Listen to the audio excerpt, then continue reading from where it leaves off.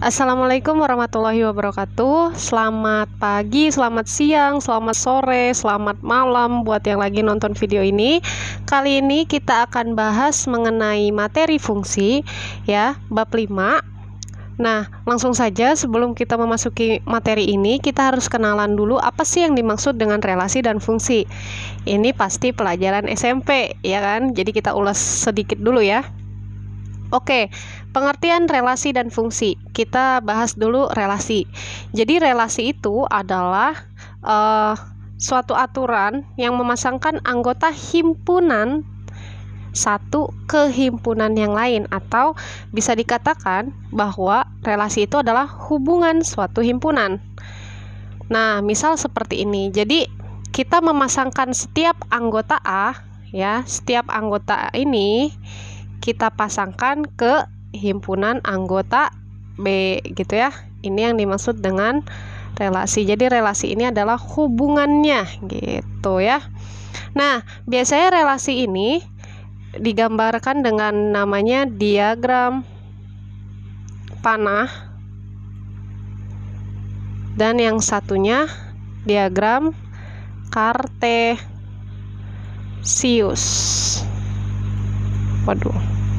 Nah, jadi yang pertama panah, yang kedua diagram kartesius. Biasanya digambarkan seperti ini gitu ya.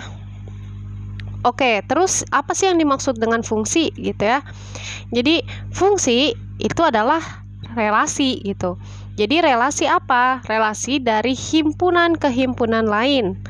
Nah, tapi syaratnya setiap anggota himpunan dipasangkan tepat satu anggota himpunan lain. Jadi gini, misal ini himpunan A, ini himpunan B.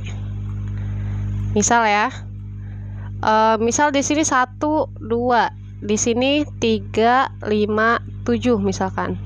Nah, maksud dari fungsi itu jadi himpunan A anggotanya itu cuma boleh dipasangkan tepat satu dengan himpunan B kayak gitu. Nah, kayak gini misalkan. Jadi maksud dari fungsi itu adalah himpunan A yang anggotanya itu ditepatkan atau dipasangkan tepat satu anggota. Jadi dia nggak boleh nih bercabang gitu ya, nggak boleh begini.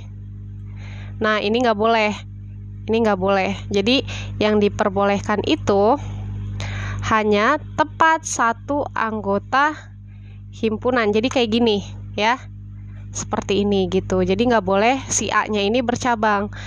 Atau ada pertanyaan begini, Ibu boleh nggak sih, misal Bu, 3 ini bercabang, tapi si himpunan A ini nggak bercabang. Maksudnya begini.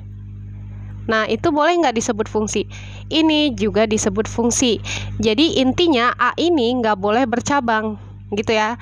Intinya fungsi ini himpunan awal ya, daerah asal itu nggak boleh bercabang ke himpunan B gitu maksudnya ya. Oke, terus lanjut ya, seperti ini.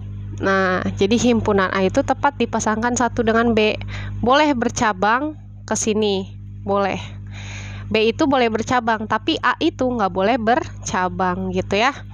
Nah, terus ini tuh maksudnya apa sih? Himpunan A itu namanya apa? Himpunan B itu namanya apa? Lah, terus ada C sekarang. C ini siapa gitu. Nah, di sini ada keterangannya. F itu adalah fungsi ya. Ini yang dimaksud fungsi. Jadi hubungan relasi gitu ya. Ini adalah fungsi ya. Jadi fungsi itu adalah relasinya. Nah, himpunan A ini disebut domain atau lambangnya biasanya seperti ini. Domain fungsi gitu ya. Nanti bakal ada juga ditampilin di sini. Jadi himpunan itu daerah asal. Asalnya nih dari mana sebelum dijadikan fungsi gitu. Ya. Yang kedua himpunan B. Himpunan B itu yang ini ya, nih. Nah, yang di luar sini. Himpunan B itu adalah daerah kodomain. Ya, ada domain, ada kodomain, atau biasanya dilambangkan KF ya. DF, KF gitu ya. Maksudnya domain fungsi, kodomain fungsi gitu ya maksudnya ya. Nah, yang terakhir, himpunan hasil anggota B. Jadi himpunan yang sudah dipetakan dari A gitu ya. Misal tadi kan kayak gini nih. 3, 5, 7 ya. Misal kayak tadi, ini begini, ini begini misalkan kelima. Nah, hasil dari 3 dan 5 ini disebut dengan range. Jadi range itu adalah hasil yang sudah dipasangkan gitu dari anggota B gitu ya. Itu yang dimaksud dengan range gitu. Jadi yang sudah dipetakan ini nih, ini disebut dengan range atau biasanya dilambangkan RF. Range fungsi gitu ya. Oke. Seperti ini. Jadi simbolnya begini ya. Ada domain fungsi, kodomain fungsi, dan range gitu. Jadi range itu ibaratnya ada di dalam si B yang sudah dipasangkan dengan A, yang udah dijodohkan dengan A gitu. Jadi nggak boleh diutak-atik lagi, itu yang dimaksud dengan range. Tapi kalau himpunan B atau kodomain itu yang belum dipetakan sama sekali, yang belum dijodohkan, itu yang dimaksud dengan kodomain gitu. Oke. Setelah ini kita kenalan dulu nih sama ada beberapa fungsi ya. Jadi ada beberapa fungsi yang harus kita wajib tahu dan kita kenali. Nah, di fungsi ini ada 5 ya, tapi yang akan kita bahas hanya 3 poin ini ya. 3 poin ini yang akan kita bahas. Nah, yang pertama fungsi tetap. Apa sih yang dimaksud dengan fungsi tetap? Fungsi tetap itu biasanya bentuknya adalah konstanta ya. Misalkan fungsinya itu Y sama dengan 3. Perlu diketahui Y sama Fx itu sama ya. Jadi jangan kaget kalau misalkan diketahuinya Fx, tiba-tiba saya berubah Y gitu. Karena maknanya itu sama, Fx sama dengan Y gitu ya. Ini harus diingat nih.